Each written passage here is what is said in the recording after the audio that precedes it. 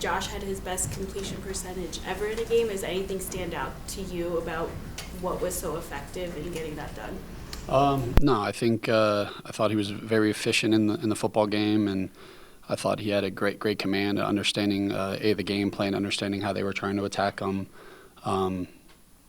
He knows he didn't play his best games the previous ones, right? And I thought his detail, his preparation, not that he wasn't doing a good job of that before, but I thought he just honed in on some of his details, his techniques, his mechanics as we were kind of rolling. And we saw the ball go in the rim early in the first drive, and after that you knew he was in full control, and no matter what I called, he was going to find a way to make it work. Mentioned yesterday that he sometimes has a feel when he knows he's locked in. So did you notice that as well? That you're saying from that. Yeah, absolutely. Sometimes you can see in pregame. Sometimes you can see just early in the game by, the ball placement or how he's seeing, how he's feeling.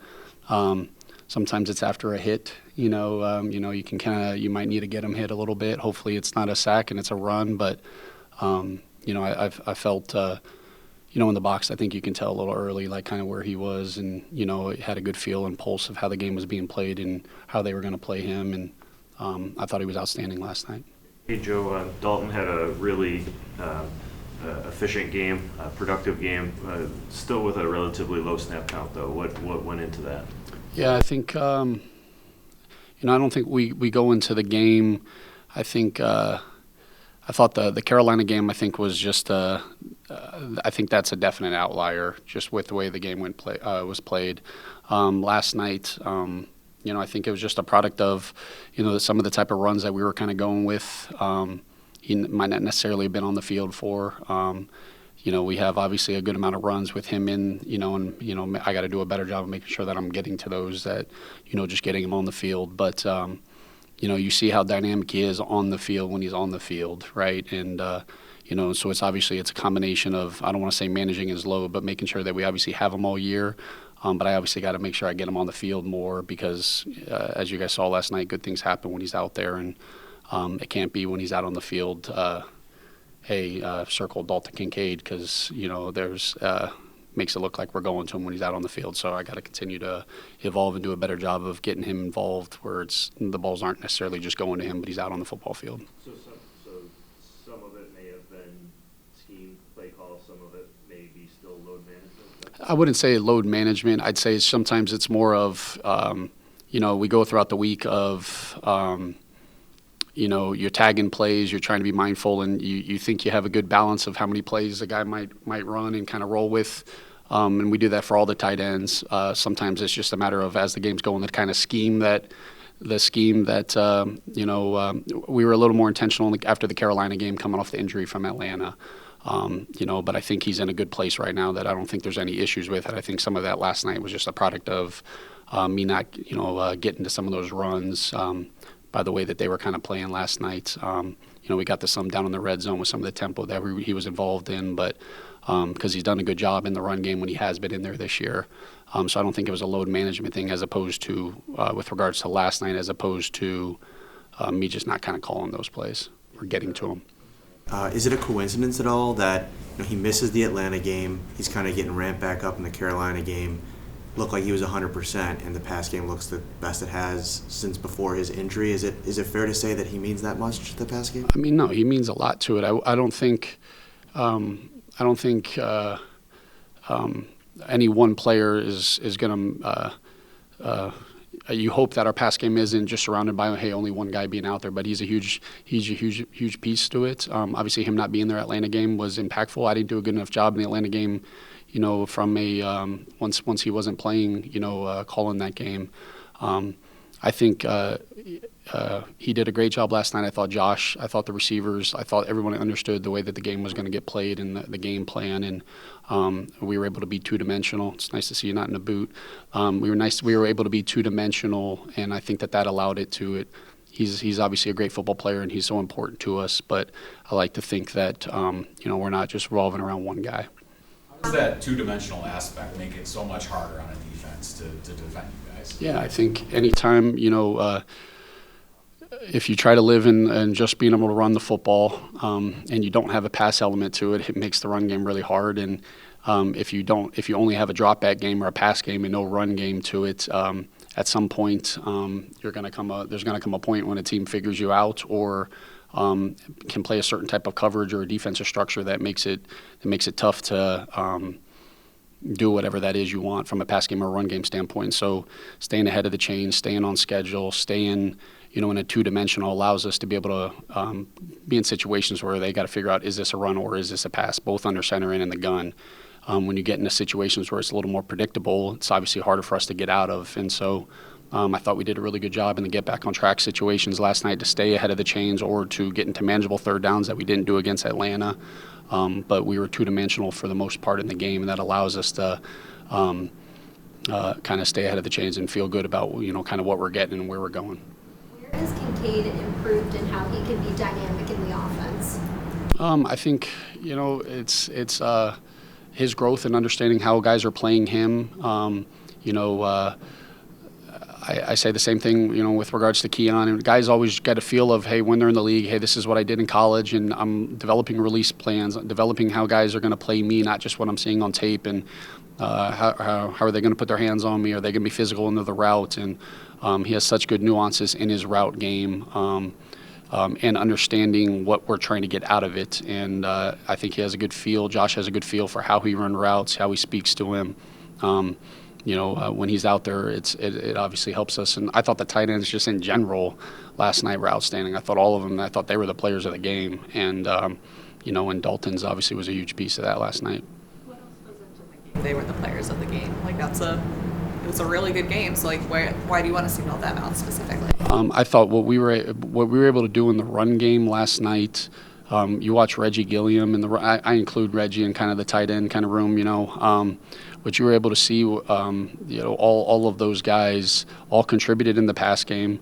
And then in the run game, we put those guys in so many tough situations. And I know it looks like, hey, we get a lot of situations, especially in some of the 13 personnels, 22 personnels, that, man, there's a lot of chess match with it of not knowing exactly how teams are going to play it because it doesn't show up on tape for a lot of the opponents and us. And you put a lot on those guys' plates of figuring it out, or hey, we get a couple looks. Hey, we go back to the sidelines. This is how we think they're playing it, and we got. There's such an. Coach Boris does an incredible job coaching them, but they're such an intelligent group that they don't blink and they can handle nickel structures, base structures. We went against Miami. We got goal line last time we played and those guys don't kind of blink. And in a game like that yesterday, it was so important to establish the line of scrimmage.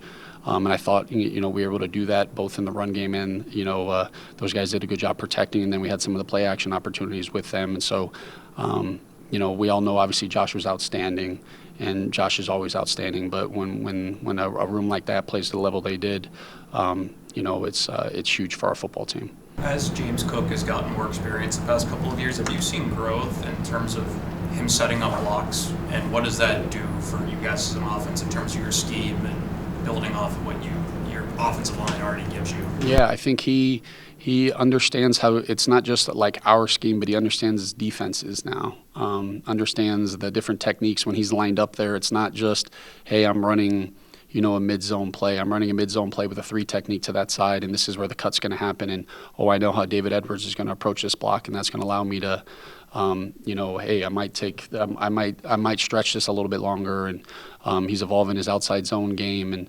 I think Jimbo, his communication is at an all-time high in terms of communicating the type of runs that he likes, talking with the offensive line. I mean, he's in a really good headspace, and I think he has such a good feel both in the gun and under center of how to approach the blocks, how to make the cuts, how to set up the blocks. He's playing at an extremely high level. We got to continue that.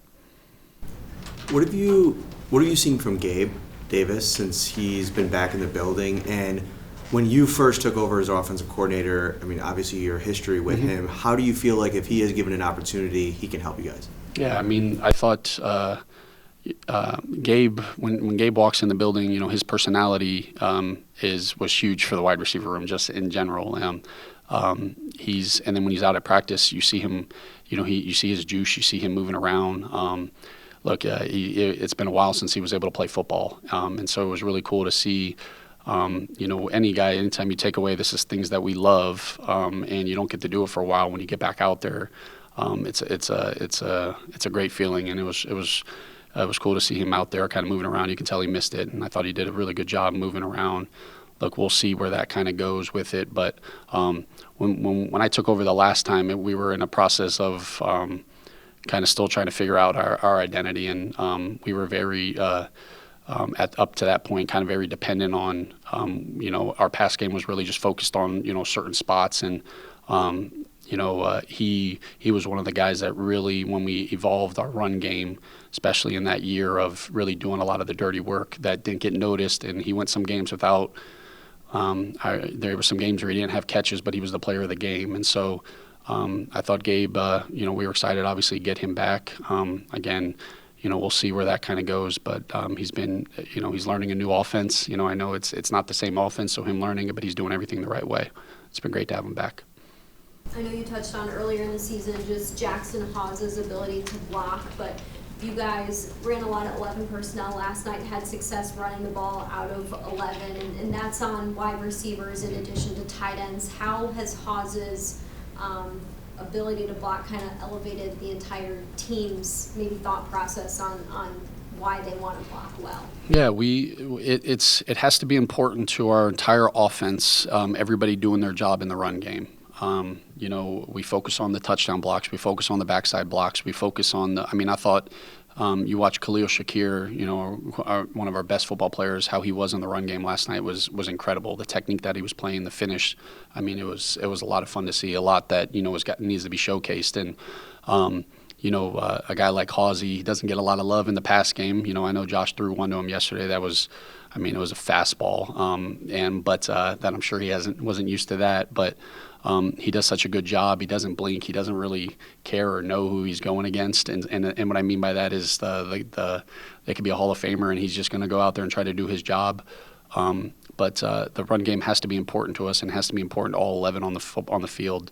The receivers has to be important to Josh, carrying out his fakes, all of those things, because it just opens up everything else. And a guy like Hawes, who doesn't care if he gets a guy like Reggie Gilliam, Halsey, who they might not get a ball go their way the season, a game, a couple games, they're just like, hey, I'm going to do my job, and everything else will open up, And so,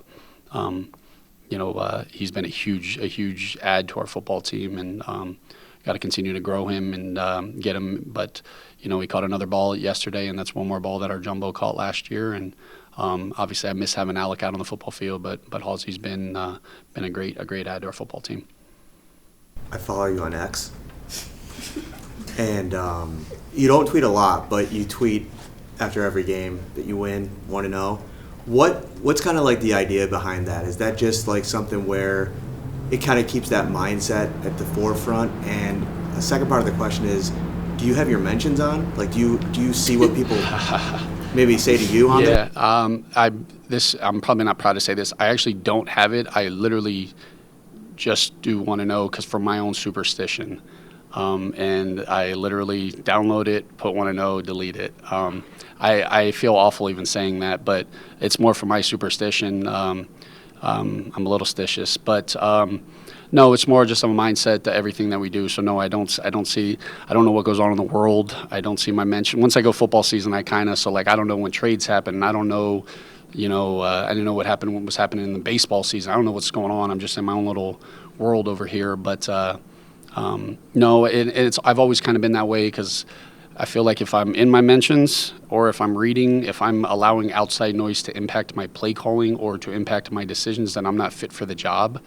And naturally, you get into this profession, you always need a couple times. And if my brain's going in a different direction where I want to get on X, where I'm human too, that's not in the best interest of the Buffalo Bills, right? And so, no, I don't have that, but I do enjoy sending the 1-0s because we put in a lot of work for that, and our guys have that mindset, and it's more of a freaking stupid one, but a superstition for me. when did it start, the superstition? That's been my kind of mindset for as long as I can remember. I'm sure Elena was part of it when there wasn't a lot of them in Carolina, but I used to do them in Carolina. But that's always been my mindset going into every week. It's like, hey, like driving home last night, send it. It's like, all right, now let me do everything I can to go earn and try to do what I got to do to put our guys in position to go 1-0 next week. If we can do that, I'll be in a good mood, and hopefully I can download it again this week. That's a lot of like blocking. Such a stupid thing. I'm embarrassed to say it, but I'm going to be honest. You can remember your Yeah, password. do your password like save? No, I'm sure it's probably auto-save somewhere. Yeah, I went a couple weeks, unfortunately, with I wasn't able to download it. So, but yeah, I'm embarrassed to say it, but I'll be honest, we're rolling. We're trying to find ways the more 1-0s, the better things happen. Dodgers won the World Series. Dodgers, I did. No, I did. I have learned I'm on the ESPN app a little bit more on the way home or whatever, just to see what's going on in the world. But yeah, no, all in a good place. As long as 1-0s are happening, good things are good in Buffalo. Awesome. Appreciate you guys.